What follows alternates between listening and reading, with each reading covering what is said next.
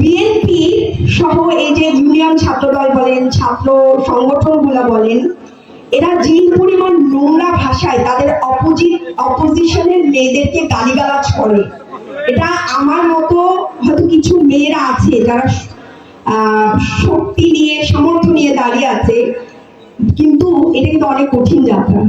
যখন 24-এ আন্দোলন হচ্ছে, আপনাদের আন্দোলনগুলোর ছবিগুলো আপনারা নিশ্চয়ই দেখেছেন, মনে আছে?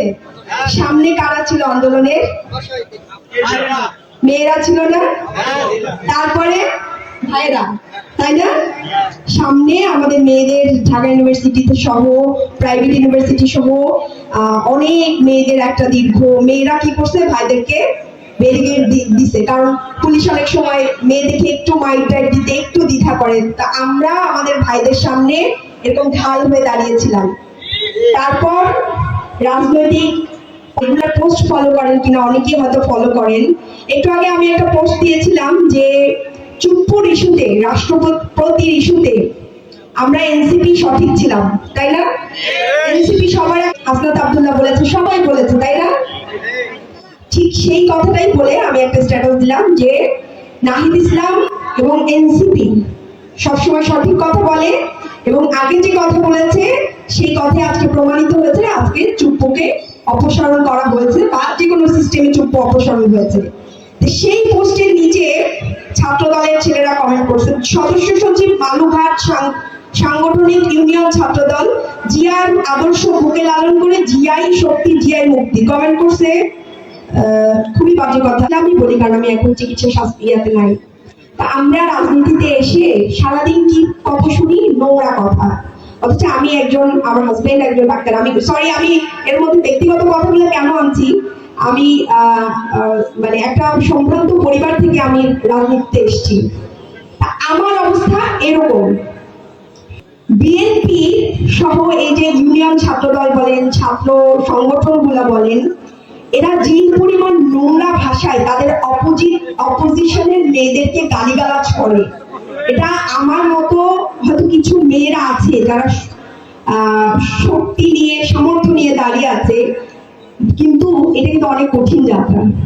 এই জায়গাগুলোতে আপনারা, আমি এবার প্রত্যেকটা লোকাল এরিয়ায় বলে যাব, এই ছেলেটাকে নিশ্চয়ই, যেহেতু বালুঘাট লেখা, এই ছেলেটাকে কেউ না কেউ চিনে, ওই এলাকায় কেউ না কেউ চিনে। এদেরকে আপনারা শক্ত হাতে দমন করবেন। এরা দেশের নারীদেরকে সামনে আসতে দিবে না, বিভিন্ন দলকে নিয়ে নারী কার্ড খেলবে।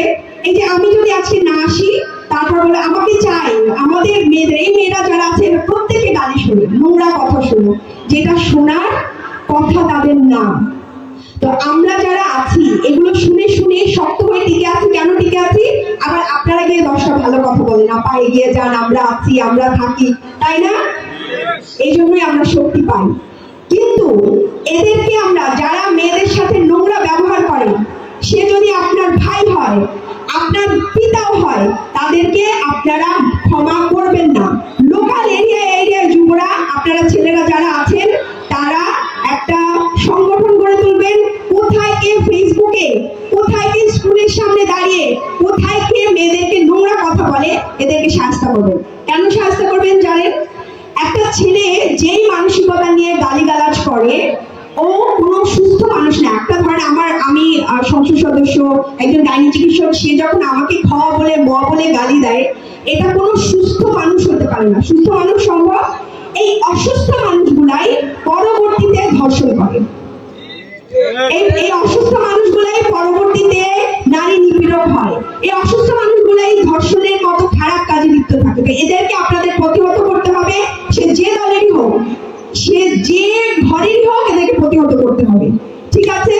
তো আমার বোনদেরকে রাজনীতিতে নিয়ে আসেন।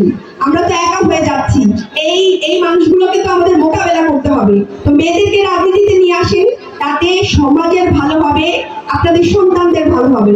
সবাইকে আসসালামু আলাইকুম। আবার একদিন কথা হবে।